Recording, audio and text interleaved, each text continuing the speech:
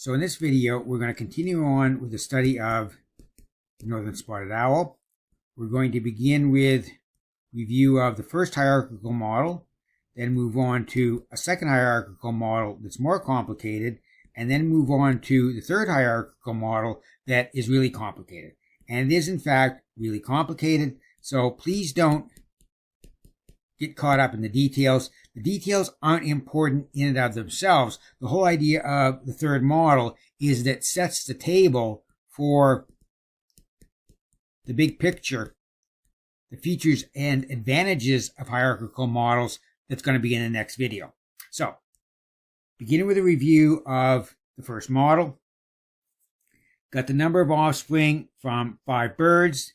They're deemed to have arisen from 5 different Poisson distribution, each of which has a different value of lambda I, the bird-specific value of fecundity.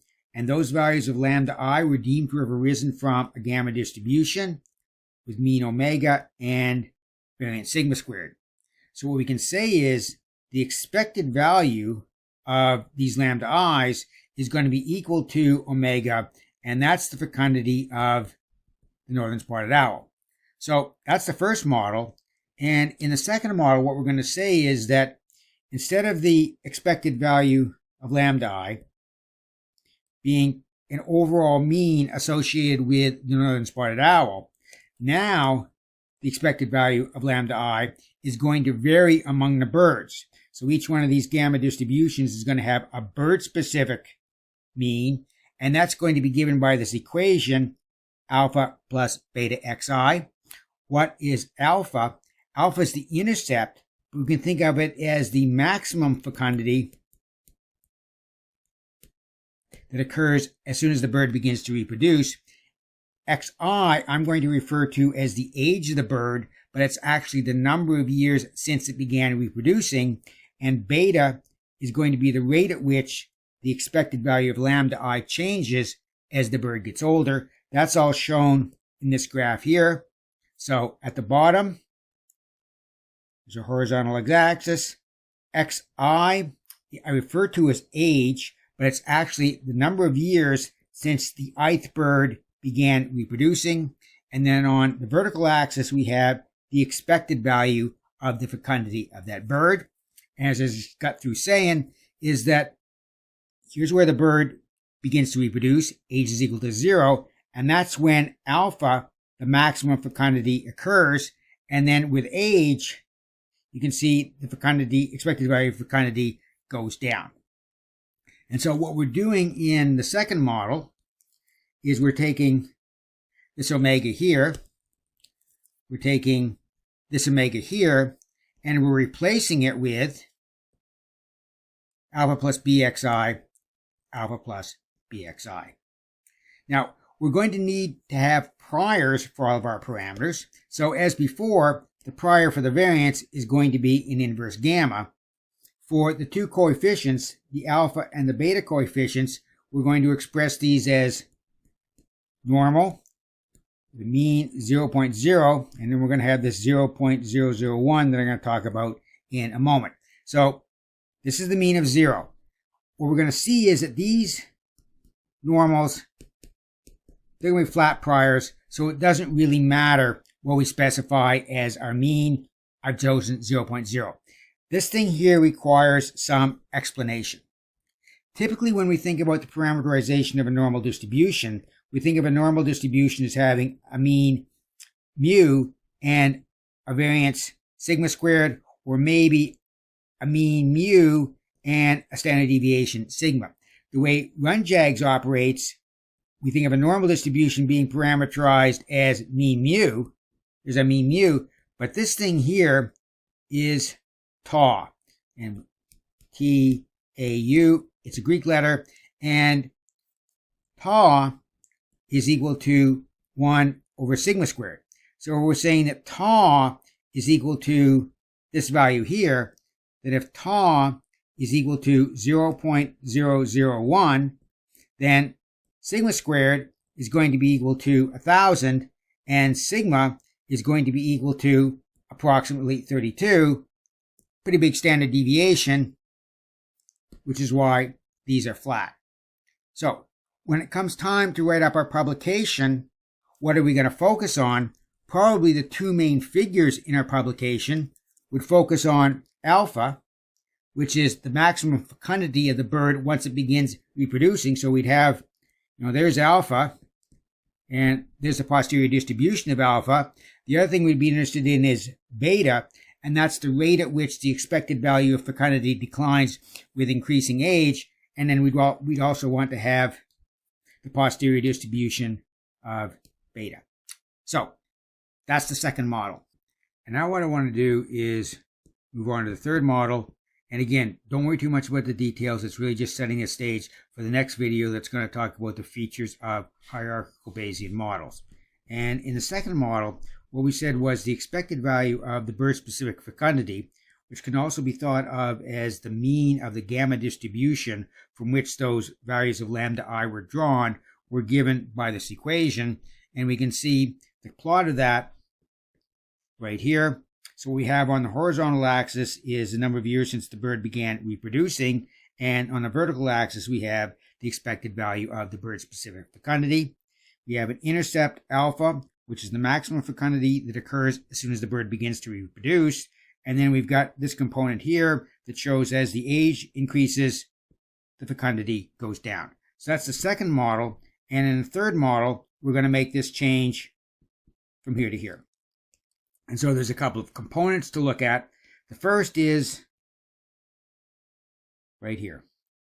And this is not a substantive change. It's only a change in notation. So instead of beta, we're going to have beta with an age superscript. And the reason for that is that although these betas represent the same thing in both instances, in the third model, we're going to have multiple betas, so we need to identify them. And similarly, the value of xi and xi here are exactly the same. We're just adding this notation here to separate it out from other values of x that we're going to see in this third model. So this part here is purely a notational change, no change in substance. On the other hand, what we have here is a substantial change, because in model 2, this is what we've got. We've got a common intercept for all the birds. In model number 3, the relationship between age and expected value of maximum fecundity shown here, we're going to have different intercepts for different birds. So if we're going to have different intercepts, different maximum fecundity values for the different birds, where do those come from? And those come from this equation here that says that the expected value of the bird-specific maximum fecundity is given by this relationship, and the graph is shown here. So on the horizontal axis, what we see is the driving force is the size of the bird's territory. And so we're going to represent that as X. I stands for the ith bird, and J stands for the type of habitat.